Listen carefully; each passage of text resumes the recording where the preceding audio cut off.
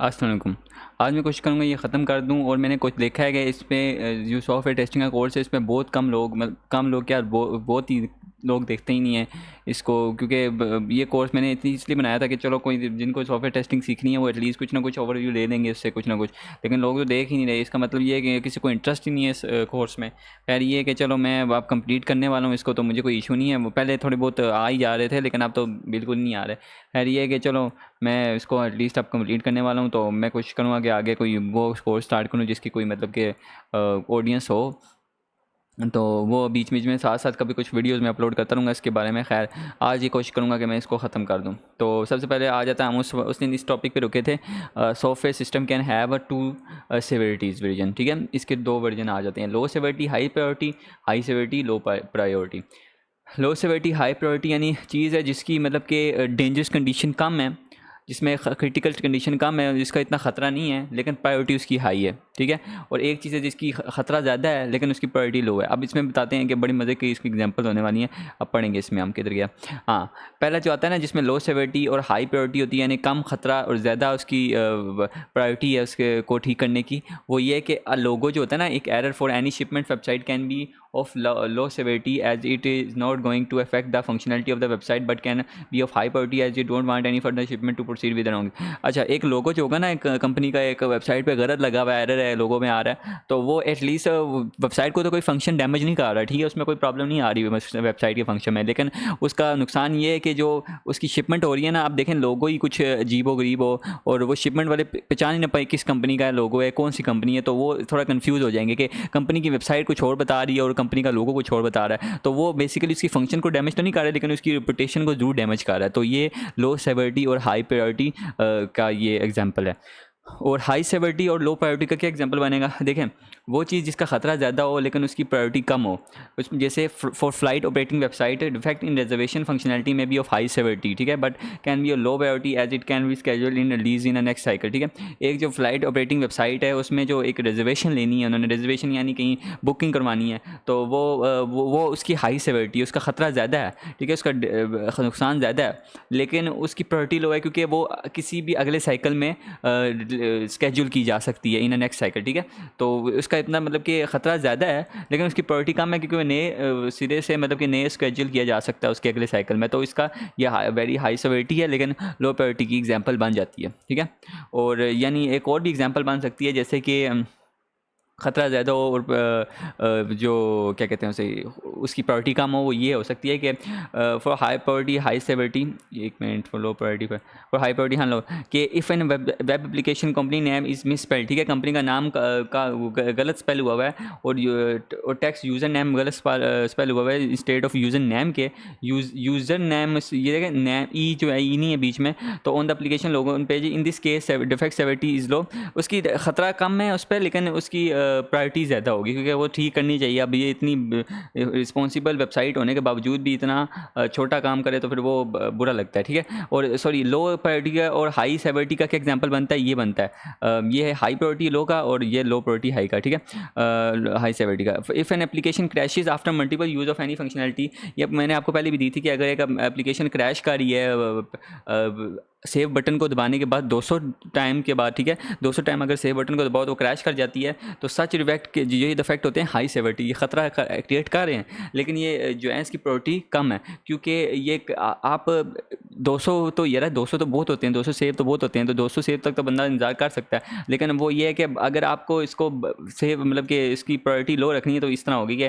Because no need to debug right now, you can debug it after some days. ठीक है, आप कई दिनों बाद भी डिबग कर सकते हैं तब जब सेव रिकवर हो चुके होंगे, तो इसका इतना मतलब कि प्रायोरिटी इसकी लो इसलिए क्योंकि इसको सहा जा सकता है। ठीक है, मतलब कि है ख़तरा कर रही है ये वेबसाइट के साथ लेकिन इसको सहा जा सकता है। और हाई प्रायोरिटी हाई सेवेरिटी का ये है कि इफ़ लोगन is required for an application, जैसे कि लोगन चाहिए और लोगन काम नहीं कर रहा बेसिकली, तो वो बेसिकली हाई सेवेरिटी और हाई प्रायोरिटी में आ जाता है कि लोगन भी नहीं काम कर रहा, लोगन हमें करना है उस वेबसाइट में, तो वो हाई प्रायोरिटी और हाई सेवेरिटी में आ जाता है। लो प्रायोरिटी ये आ गई, या भी वही है मैंने आपको सिखाया है, तो ये आप देख लें, ये भी वही है इशू विद लॉगिन फंक्शनलिटी, अभी ऊपर पढ़ के हैं। डिफेक्ट रेजोल्यूशन, ठीक है। अच्छा, डिफेक्ट रेजोल्यूशन यानी कि डिफेक्ट को कैसे रिजोल्व करते हैं। तो after receiving the defect report को रिसीव करने के बाद टेस्टिंग टीम से डेवलप टीम एक रिव्यू कंडक्ट करती है, ठीक है, रिव्यू मीटिंग कंडक्ट करती है डिफेक्ट फिक्स करने के लिए, और वो रेजोल्यूशन टाइप जो होती है वो भेज देती है टेस्टिंग टीम को फर्दर कम्युनिकेशन, मतलब कि उस पर आगे बातचीत करने के लिए। तो क्या होता है उसमें, जो उसकी रेजोल्यूशन टाइप्स कितनी होती हैं उसकी, accept, reject, duplicate, enhancement, need more information, note. अब ये जो कम्युनिकेशन टीम है ना, जो चेक करती है उस डिफेक्ट को उस पर बात करने के लिए, तो वो इसके ये टाइप चेक करती है कि इसको क्या करना है, एक्सेप्ट करना है, एक्सेप्ट मतलब कि वो उसको डिफेक्ट को रेजोल्यूशन को एक्सेप्ट करना है कि हमने इसको रिजोल्व करना है कि नहीं, रिजेक्ट करना है, रिजेक्ट यानी हमने इसको नहीं करना, डुप्लीकेट है मतलब कि वो पहले ही हो चुका है, इन्हांसमेंट उसमें एक चेंजिंग लानी है या इन्फॉर्मेशन हमें इस बारे में चाहिए ताकि हम इस पर आगे अमल कर सकें, नोट रिप्रोड्यूसिबल, वो दोबारा बन नहीं रहा, वो जो बग है ना, नोट रिप्रोड्यूसिबल मतलब होता है कि बग हम कोशिश करें हम दोबारा ढूंढने की, वो मिल नहीं रहा, आपको मिल गया था लेकिन हमें नहीं मिल रहा, तो ये नोट रिप्रोड्यूसिबल बग हो गया। फिक्स्ड यानी वो ठीक हो गया है, और एज डिज़ाइन, और जैसे एज डिज़ाइन का मतलब होता है कुछ वेबसाइट पर बग स्पेशली डिज़ाइन किए जाते हैं, जैसे कि कुछ वेबसाइट होती हैं उनके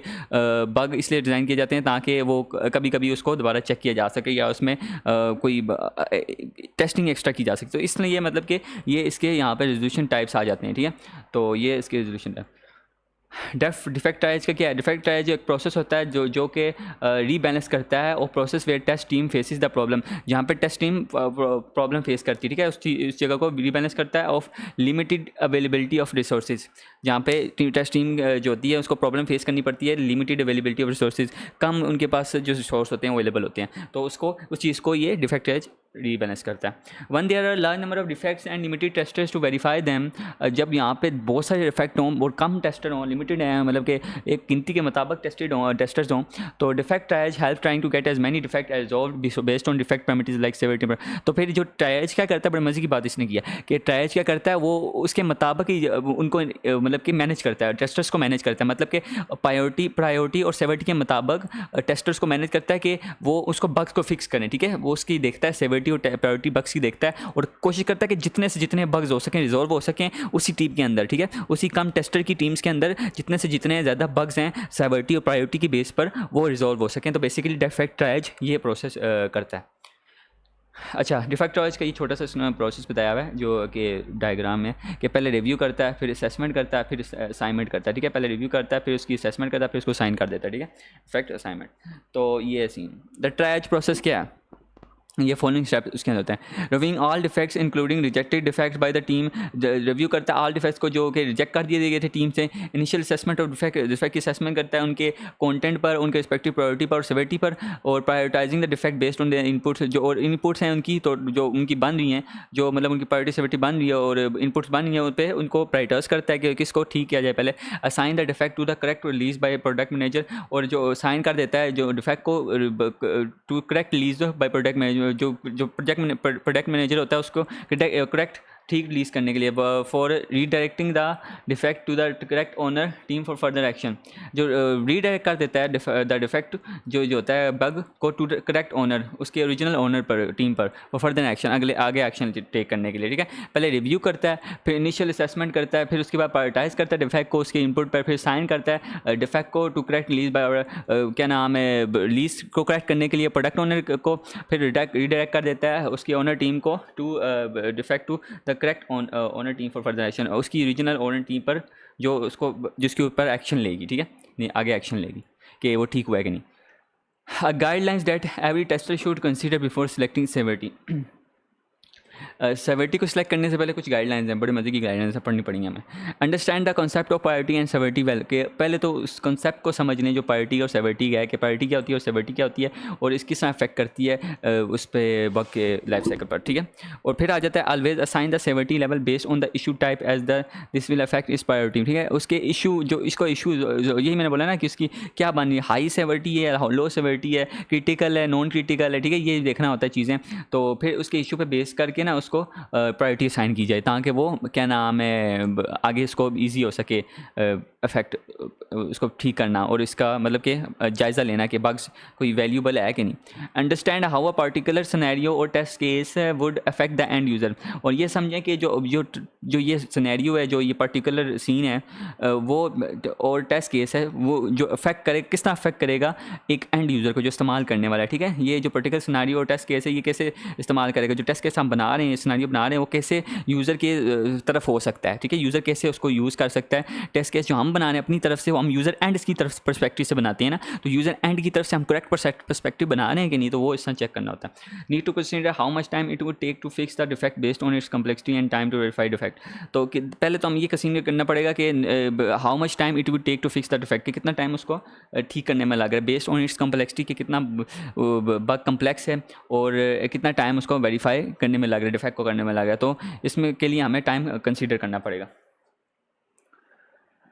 अच्छा, ये असाइन है वेबसाइट, ये कह रहे हैं कि इस सेवर्टी इस पर साइन करनी है। ठीक है, ये आपको खुद करनी चाहिए वैसे ही, लेकिन फिर भी मैं आपको ओवरव्यू दे देता हूँ कि एक वेबसाइट की परफॉर्मेंस टू स्लो है तो वो उसकी हाई सेवर्टी में आ जाता है, हाई में मतलब कि उसमें आ जाता है सेवर्टी में, कि ये इसको लाजमी ठीक करना है। Login function of website does not work properly, critical में आ जाता है, क्योंकि ये जो है ना, ये आप माने ना माने, ये बहुत लाजमी है। अगर आप वेबसाइट में लॉगिन ही नहीं कर रहे तो आप का क्या फ़ायदा उस वेबसाइट का बनाने का। ठीक है, मतलब कि उसको मेन फंक्शन में नहीं आप जा पा रहे हैं। The G of the website does not display correctly on mobile devices, ये भी हाई में आ जाता है। ठीक है, ये मेनली मतलब इतनी फंक्शनलिटी भी डैमेज नहीं कर रहा, लेकिन ये सॉरी मैं ऐसे मीडियम में आ जाता है। ठीक है, मीडियम में आ जाता है, ये इतना डैमेज नहीं कर रहा, लेकिन इसको डिस्प्ले सही करना चाहिए। The website could not remember the user login session, ये भी हाई में आ जाता है, हाई या क्रिटिकल में आ जाता है, क्योंकि ये जो है ना यूज़र का लॉगिन ही सेशन रिकमेंड रिमेंबर कर पा रही, तो फिर वो किससे आगे फंक्शन करेगी। ये तो क्रिटिकल में आना चाहिए। सम लिंक डजंट वर्क, कुछ लिंक्स डजंट वर्क, काम नहीं कर रही, तो वो भी हाई में आ जाता है, ये फंक्शन उसमें आ जाता है।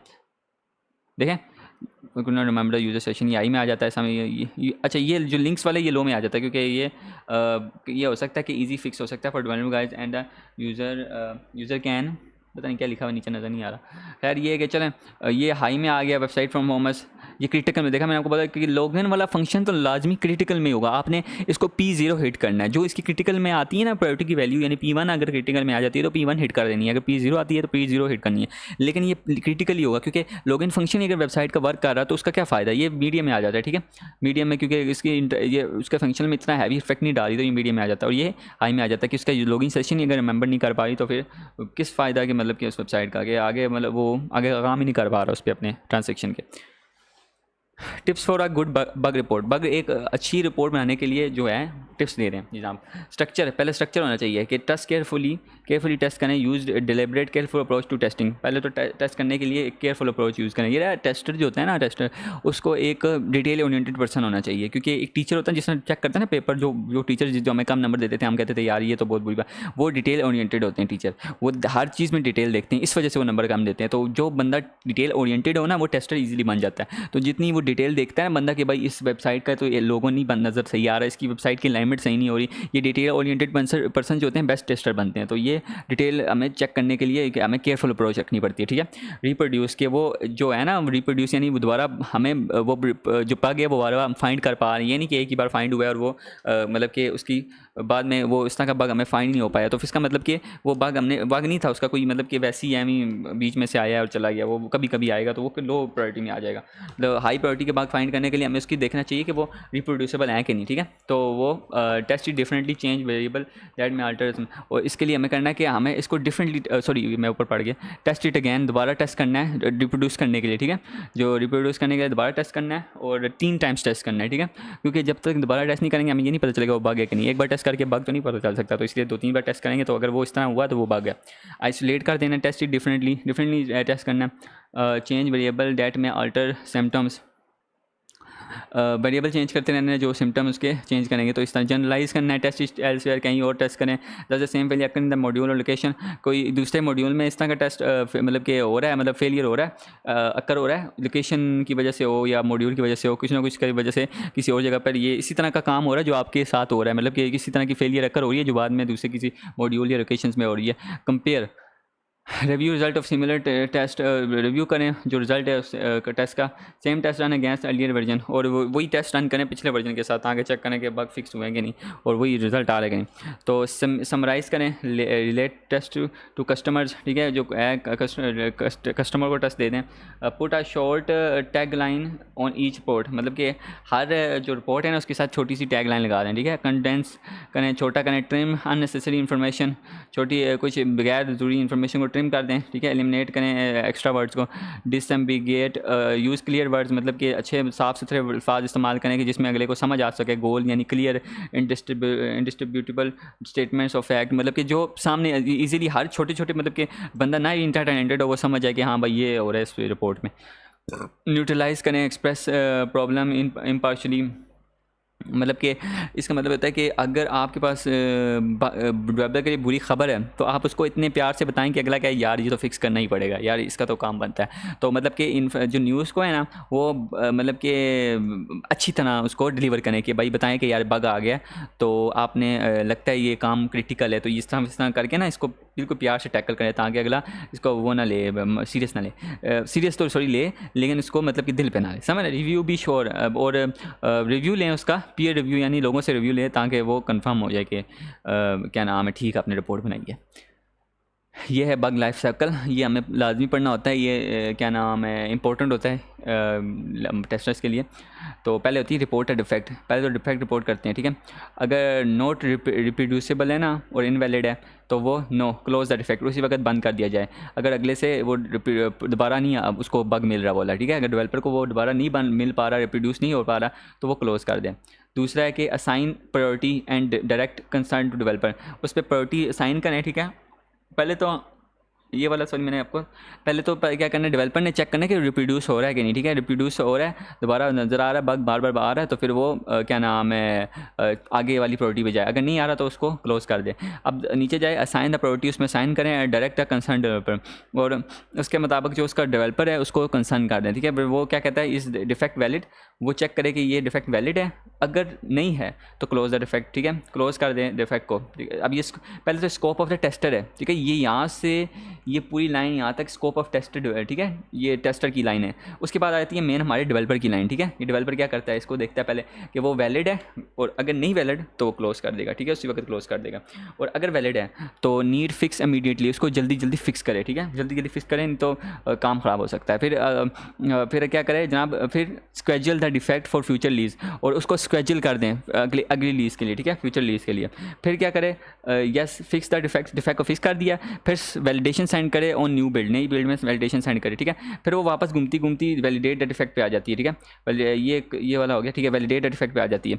तो वैलिडेट डिफेक्ट होता है, अब वो ये वाली आ जाती है स्कोप ऑफ द टेस्टर, पहले टेस्टर डेवलपर फिर टेस्टर, ठीक है। अगर ये नहीं ठीक हुआ ना तो फिर दोबारा डेवलपर आ जाएगा। तो स्कोप ऑफ द टेस्टर में ये कहता है, चेक करता है टेस्टर क्या चेक करता है, इस डिफेक्ट फिक्स हो चुका है, क्लोज द डिफेक्ट, ठीक है। अगर फिक्स हो चुका है डिफेक्ट को बंद कर दे, अगर नहीं फिक्स हुआ तो रिजेक्ट द डिफेक्ट, तो डेवलपर जो है सॉरी टेस्टर जो है वो रिजेक्ट कर सकता है, ठीक है। और अगर नहीं हुआ तो फिर दोबारा उसको ये बग लाइफ साइकिल चलेगा। यह है बड़े मज़े का लाइफ साइकिल होता है, ये आपको देख लेना चाहिए, काफ़ी मज़े का लाइफ साइकिल है, ठीक है। तो ये अगर दिमाग में ही आप रट लें ना तो उस पर अपने तकरीबन कई पॉइंट्स लिख सकते हैं, ठीक है।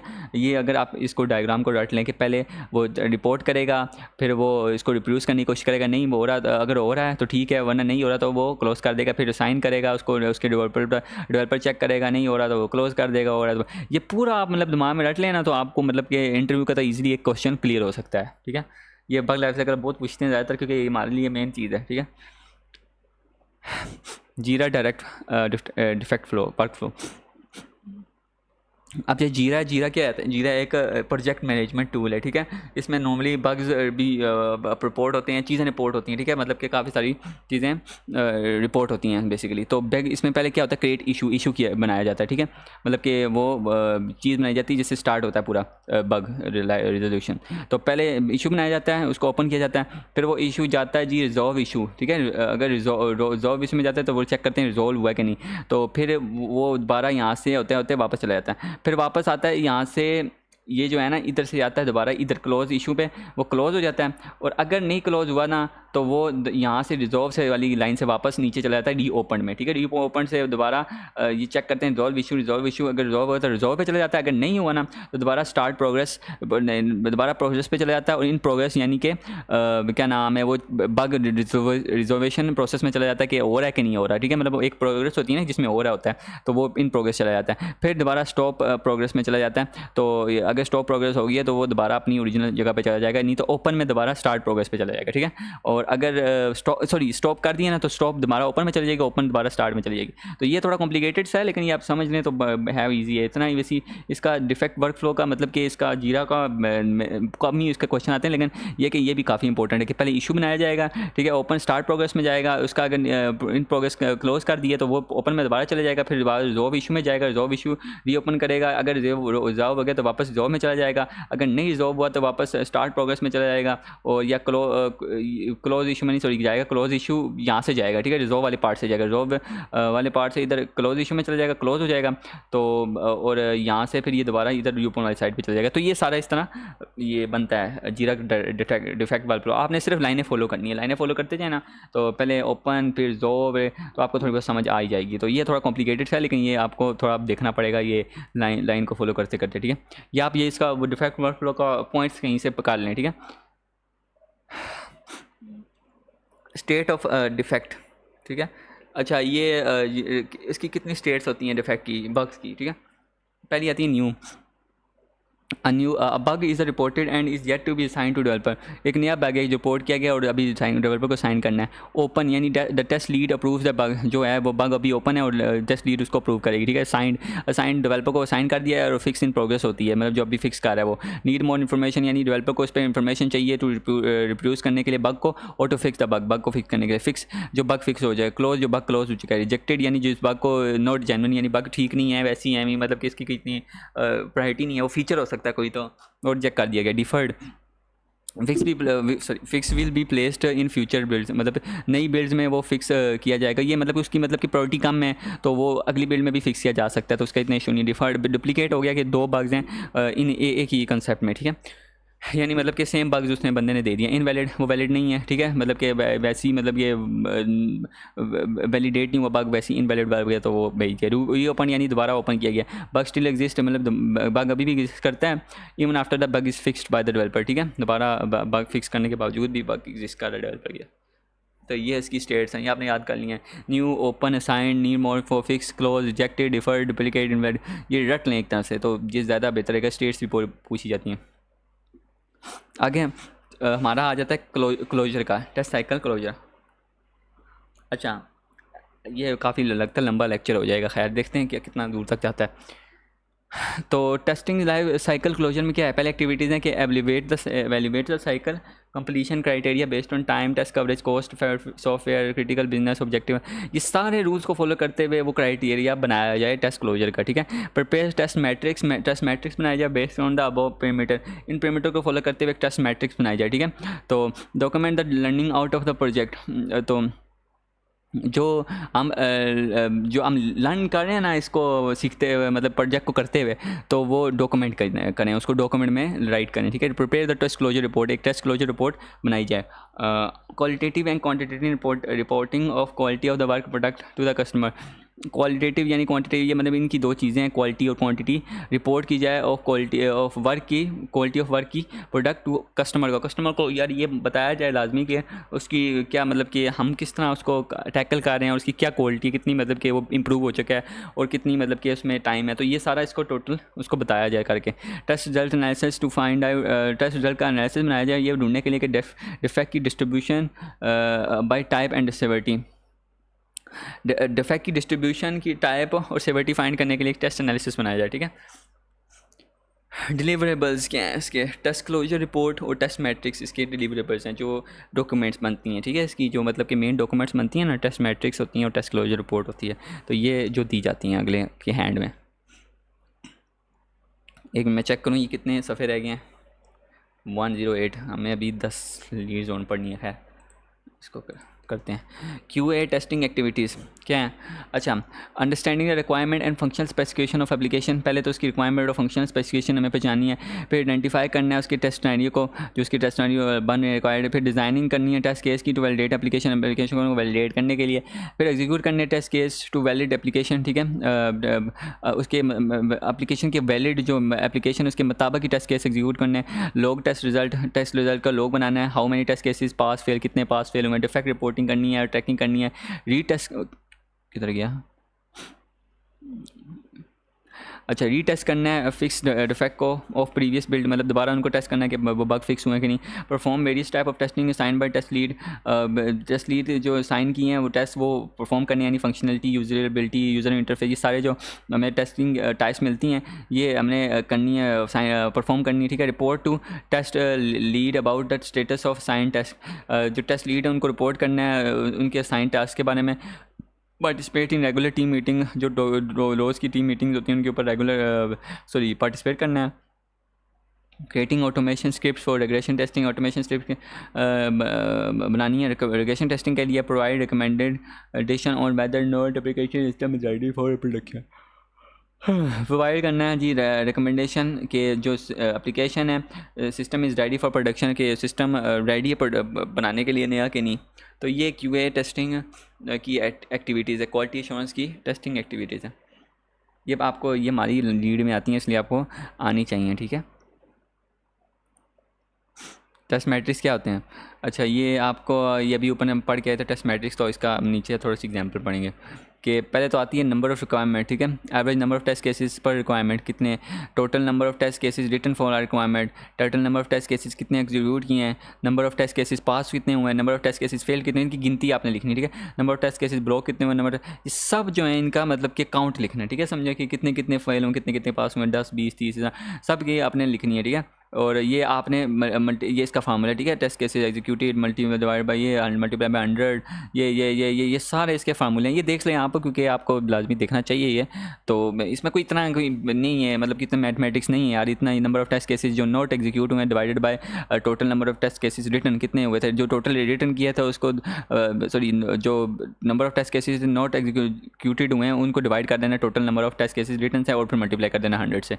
ये फार्मूला सेम ही सबका सेम ही जा रहा है, तो ये देख रहे हैं आप, इसका भी सेम ही है, बस इसमें प्लस ऐड हो गया।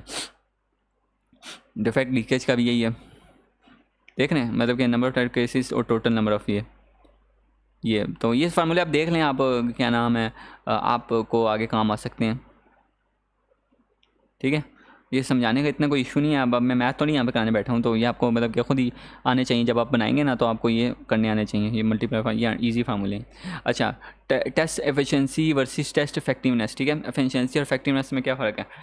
इफेक्टिवनेस क्या होता है कि how well the user achieve the goal this set out to achieve using the system process, के जो इफेक्टिवनेस यानी कितना इफेक्ट डाल रही है, how well the user achieve the goal, के कितना अच्छी तरह वो यूज़र उस गोल को अचीव कर पा रहा है जो उन्होंने सेट किया है यूजिंग द सिस्टम, ठीक है, उस सिस्टम का इस्तेमाल करते हैं, जो उस यूज़र ने जो गोल सेट किया उसको पहुँच पा रहा है कि नहीं, कितनी अच्छी तरह पहुँच पा रहा है। एफिशिएंसी है the resources consume in order to achieve their goals, और वो कि जो कितने चीज़ें कितने मटेरियल लगे हैं उसको पहुँच करते हुए अचीव करते हुए गोल को, ठीक है, कितने रिसोर्सेज उसको कंज्यूम हुए हैं उसको गोल को अचीव करते हुए, तो ये इफेक्टिवनेस और एफिशिएंसी में फ़र्क है।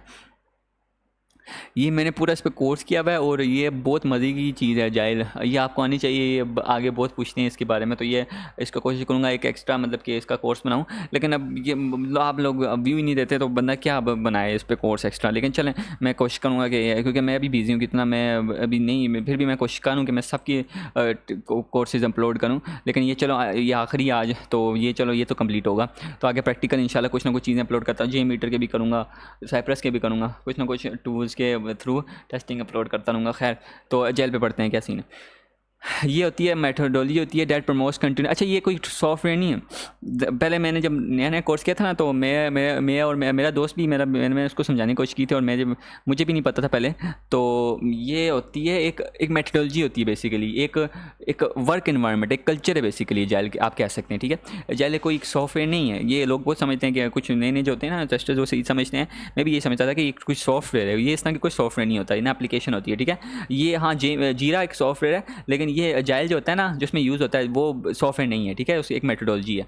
तो that promotes continue iteration of development and testing throughout the software development life cycle of the project, ठीक है, कि ये एक मेथोडोलॉजी है जो प्रमोट करती है आइट्रेशंस को, ठीक है, और डेवलपमेंट, ठीक है, एंड टेस्टिंग थ्रू, ये दोनों में आती है, डेवलपमेंट में भी आती है, टेस्टिंग में भी आती है। ये वर्ल्ड वाइड प्रोजेक्ट मैनेजमेंट में यूज़ होती है, ठीक है, जो आजकल लेटेस्ट चल रही है ना वर्ल्ड वाइड प्रोजेक्ट मैनेजमेंट, तो उसमें यूज़ हो रही है, ठीक है। ये जो टेस्टिंग करती है through out the software development life cycle, ठीक है, सॉफ्टवेयर लाइफ साइकिल के पूरे लाइफ साइकिल को थ्रू आउट टेस्ट करती है और ऑफ द प्रोजेक्ट के, और ये उसका ये होता है फ़ायदा कि यूज़र जो होता है ना, जो जाइल जो टीम होती है जाइल मेथोडोलॉजी कर रही होती है यूज़, मतलब जो प्रोजेक्ट मैनेज हो रहा है जाइल मेथोडोलॉजी में, तो उसमें जो सॉफ्टवेयर होता है ना, जो क्लाइंट का सॉफ्टवेयर होता है, वो उसको पूरी तरह मुतमिन करता है, ठीक है, पूरी तरह उसको सेटिस्फाई करके मिलता है। तो इसका ये फ़ायदा है एजाइल मेथोडोलॉजी का, कि आपको जो सॉफ्टवेयर मिल रहा है ना वो पूरी तरह आपको सेटिस्फाई कर देगा। तो इसमें ये बहुत बड़ा फ़ायदा है एजाइल का, ठीक है। Both development testing activities are concurrent unlike the waterfall model. तो वाटरफॉल मॉडल के अलावा ये जो टेस्टिंग डेवलपमेंट होती है ना, डेवलपमेंट टीम आर कंकरेंट होती है, ठीक है, तो क्या नाम है, साथ साथ जारी होती हैं। तो इसका कोई इतना वो नहीं होता, जो होती है वाटरफॉल मॉडल में होता है कि स्टेप बाय स्टेप चल रहा होता है सारा, लेकिन ये होती है ना कंकरेंट होती है, एक साथ साथ ये चल रही होती है, मतलब कि डेवलपमेंट भी साथ ही चल रही है, टेस्टिंग भी साथ चल रही होती है, बग्स उसी वक्त फिक्स होते हैं, उसी वक्त डेवलपमेंट हो रही होती है, उसी वक्त दोबारा रीचेक होते हैं बग उसी वक्त, मतलब पूरा इसका ना एक कल्चर है कि मतलब कि सारे मिलकर काम करते हैं, एक दूसरे का साथ देते हैं। वैसे तो आजकल के पाकिस्तानियों में तो कोई इतना वो नहीं है, लेकिन ये एज ए इंटरनेशनल देखा जाए तो इसका एक कल्चर बहुत मज़े का ये जाएगा कल्चर है।